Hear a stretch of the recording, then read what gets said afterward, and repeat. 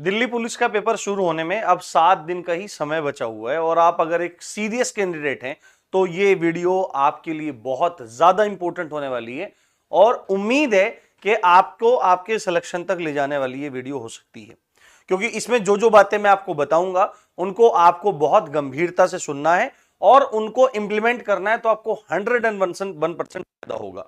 आप सबको पता है कि 50 क्वेश्चन आपके डायरेक्टली जीएस से आने हैं और आपका सिलेक्शन होना और ना होना इस बात पे डिपेंड करेगा कि आपका जीएस में स्कोर कितना है। तो आज हम लोग पॉलिटी के उन टॉपिक्स को देखने की कोशिश करेंगे जिन पर आपको सबसे ज्यादा ध्यान देना है इस टाइम पे। देखो, पूरी लंबी तैयारी का समय तो नहीं है। अगर आपकी तैयारी बहुत बढ़िया हो चुकी है फिर तो संभवतः आपको इस वीडियो को देखने की जरूरत नहीं है, परंतु यदि आपके मन में फिर भी कुछ डाउट है और टॉपिक्स आपके कुछ रह गए हैं, आपको समझ में नहीं आ रहा है तो कैसे करें, तो ये वीडियो आपके लिए इस समय बहुत ज्यादा कारगर होने वाली है। हेलो दोस्तों, कैसे हैं आप सब? राम जी की पाठशाला में आपका बहुत बहुत स्वागत है।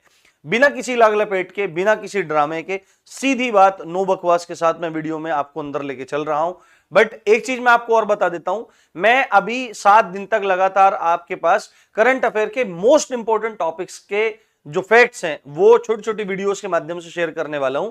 आज आपको शाम के समय एक वीडियो मिलेगी जिसमें हम एशियन गेम्स 2023 के मोस्ट इंपोर्टेंट फैक्ट्स को शेयर करेंगे और वहां से डेफिनेटली क्वेश्चन बनेंगे। तो उन टॉपिक्स को मैं आपके साथ शेयर करने वाला हूं, चाहे वो आपके रणनीति स्ट्रेटजी के हों, चाहे वो कंटेंट के हों, जो आपको इस समय 100% फायदा देंगे।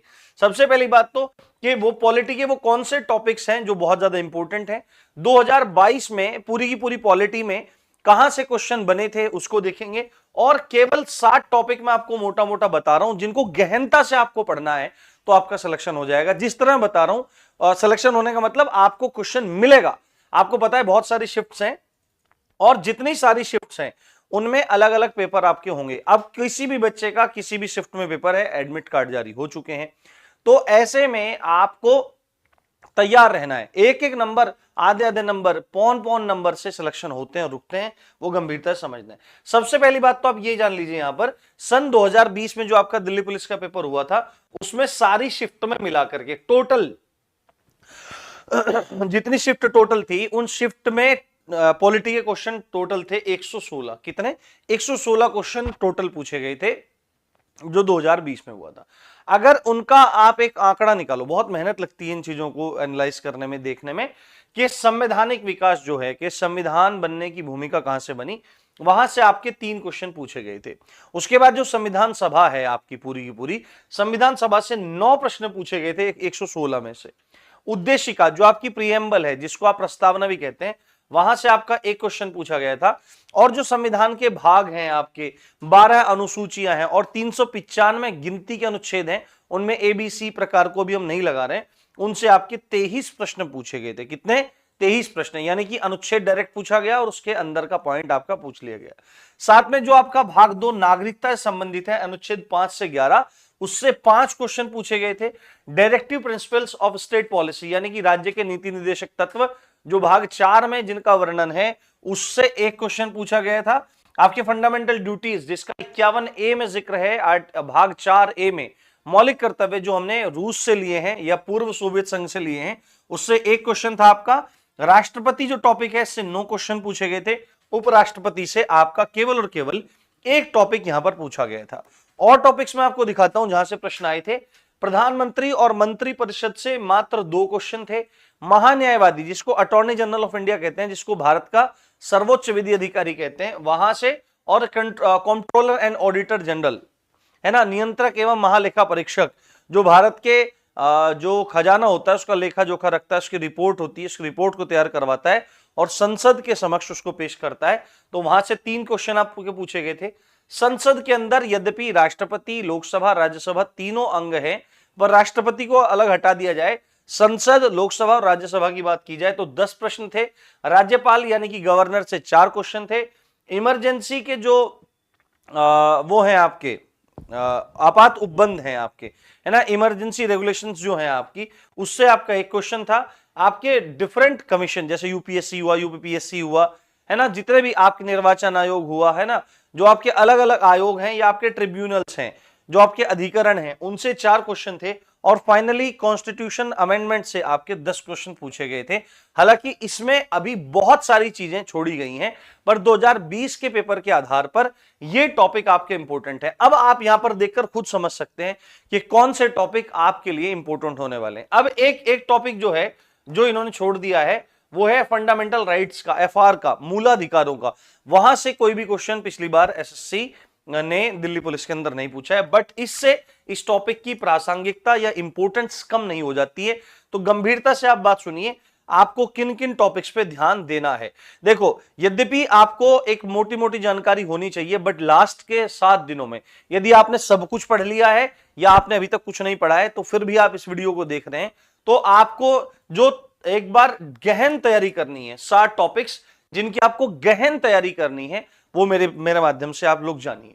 सबसे पहले आपको संविधान सभा को अच्छे से पढ़ना है कि संविधान सभा का निर्वाचन और आपके पहले जो आपके अस्थायी अध्यक्ष बने, स्थायी अध्यक्ष बने, है ना, उद्देश्य प्रस्ताव कब आया, कितने मेंबर थे, कितनी कमेटीज थी, कौन से कमेटी का कौन सा अध्यक्ष था, ये सब चीजें मोटा मोटा आपको देखनी है। उसके बाद आपको टोटल पता होना चाहिए कि कितने भाग हैं, तो कुल मिलाकर के 25 भाग हैं। उन 25 के 25 के नाम आपको पता होने चाहिए। अनुसूचियां 12 की 12 पति होनी चाहिए, इनके बारे में मैं एक वीडियो बनाऊंगा अनुसूचियों के बारे में, और इंपॉर्टेंट अनुच्छेद की मैं एक वीडियो आपकी बनाऊंगा। भाग आप याद रख सकते हैं, उसमें कोई बड़ी बात नहीं है, बट अनुसूचियों की वीडियो और अनुच्छेद की वीडियो इंपॉर्टेंट मैं बनाऊंगा, आप जरूर देखिएगा, आपको फायदा होगा। और क्योंकि इस पॉइंट से आपके 23 क्वेश्चन पूछे गए थे, तो वो हो जाता। अच्छा, एक बात समझने वाली बात है कि अगर आप मोस्ट इंपोर्टेंट अनुच्छेदों को देख लोगे, इस अनुच्छेद में ये चीज है, तो ऑलमोस्ट आपका संविधान वैसे भी तैयार पूरा का पूरा हो ही जाता है।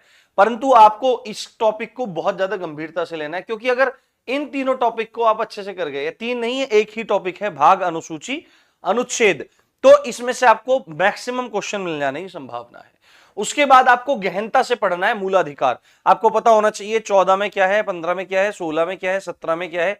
खासकर 14 पता होना चाहिए समता समानता का अधिकार, 17 पता होना चाहिए अस्पृश्यता का अंत, 18 पता होना चाहिए उपाधियों का अंत, 19 पता होना चाहिए आपको कि आपकी 19 का भाग ए है जो, उसमें आपकी बोलने की स्वतंत्रता है ना, 6 प्रकार की स्वतंत्रता, ये पता होना चाहिए। उसके बाद आपको स्पेशली 23 पता होना चाहिए, जिसमें आपका क्या है, 23 में आपका है जो बेगार कराना है ना, जो बिना पैसे दिए मजदूरी कराना है, उसका शोषण के विरुद्ध अधिकार है। 24 में बाल श्रम का निषेध है। 25 में धार्मिक स्वतंत्रता है। और 32 में आपको पता होना चाहिए कि आपका संवैधानिक उपचारों का अधिकार है। 5 प्रकार की रिट होती हैं, तो ये सब आपको गहनता से पता होना जरूरी है। साथ में जो फंडामेंटल ड्यूटीज हैं, इनके बारे में आपको मोटी मोटी जानकारी होनी चाहिए कि कहां से ली थी, कौन सी कमेटी जिम्मेदार थी, पहले संख्या कितनी थी, अब संख्या कितनी है, ये सब चीजें पता होनी चाहिए। और यही डीपीएसपी यानी कि आपका जो राज्य के नीति निर्देशक तत्व हैं, इनके बारे में आपको पता होना चाहिए। संविधान संशोधन आपको बहुत अच्छे से पढ़ना है, क्योंकि यहां से 10 क्वेश्चन पूछे गए हैं, तो उम्मीद है इस बार भी आपसे क्वेश्चन पूछे जाएंगे। संसद से प्रश्न इसलिए बनेगा क्योंकि संसद, नई संसद बनी है, सेंट्रल विस्टा प्रोजेक्ट है, तो उसके माध्यम से आपके प्रश्न पूछे जाएंगे, तो इसको भी आपको गंभीरता से देखना जरूरी है।